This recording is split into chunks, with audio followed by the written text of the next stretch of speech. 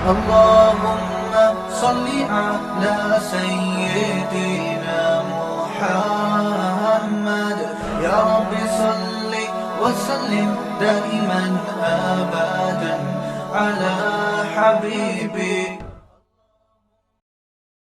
بسم اللہ الرحمن الرحیم.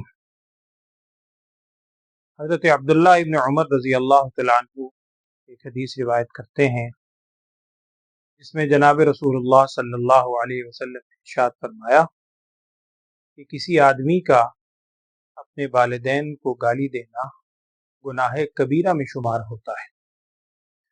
اب صحابہ اکرام رضوان اللہ علیہ مجمعین اس بات کا تصور بھی نہیں کر سکتے تھے کہ بھلا اپنے والدین کو کون گالی دے سکتا ہے. لہذا صحابہ نے پوچھا کہ یا رسول اللہ صلی اللہ علیہ وسلم بھلا اپنے والدین کو کون گالی دے سکتا ہے؟ جس پر رسول صلی اللہ علیہ وسلم نے فرمایا اس کا مفہوم یہ ہے کہ اگر کوئی شخص دوسرے کے والد کو گالی دے وہ پلٹ کے اس کے والد کو گالی دے گا. اگر وہ دوسرے کی ماں کو گالی دے تو وہ جواباً اس کی ماں کو گالی دے گا. تو گویا یہ اپنے والدین کو گالی دینے کا سبب بنا ہے. لہذا آپ صلی اللہ علیہ وسلم نے اس کو گناہ کبیرہ میں شمار کیا. فی زمانہ اگر ہم غور کریں تو ہمارے معاشرے میں ایک وبا کی صورت یہ چیز اختیار کر چکی ہے کہ ہم اپنی گفتگو میں بات چیت میں گالم گلوچ اس قدر ہم نے اختیار کر رکھی ہے کہ بعض اوقات ہمارے ذہنوں میں اس کی برائی بھی نہیں آتی.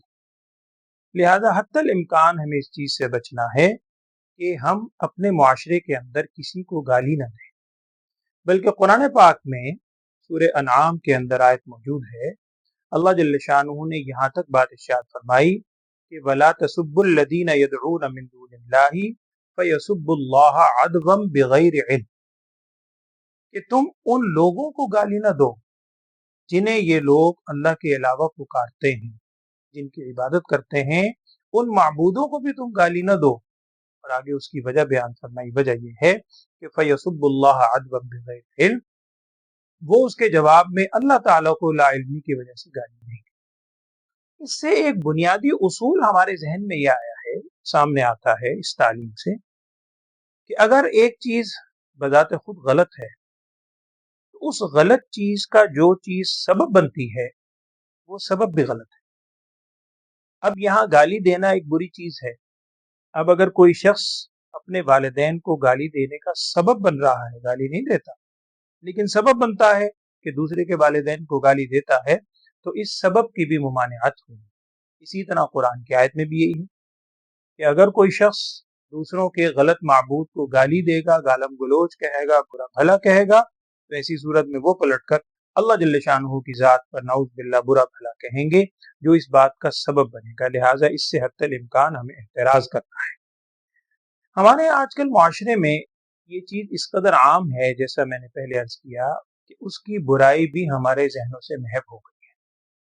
وجہ یہی ہے کہ اگر کسی چیز کا کثرت سے استعمال کیا جائے، بار بار اس چیز کو کیا جائے تو اس کی برائی اور احساس انسان کے ذہن سے نکل جاتا ہے. ضرورت اس بات کی ہے کہ ہم صبح و شام اپنے معاملات میں، اپنی بول چال میں اس چیز سے حتی الامکان احتراز کریں.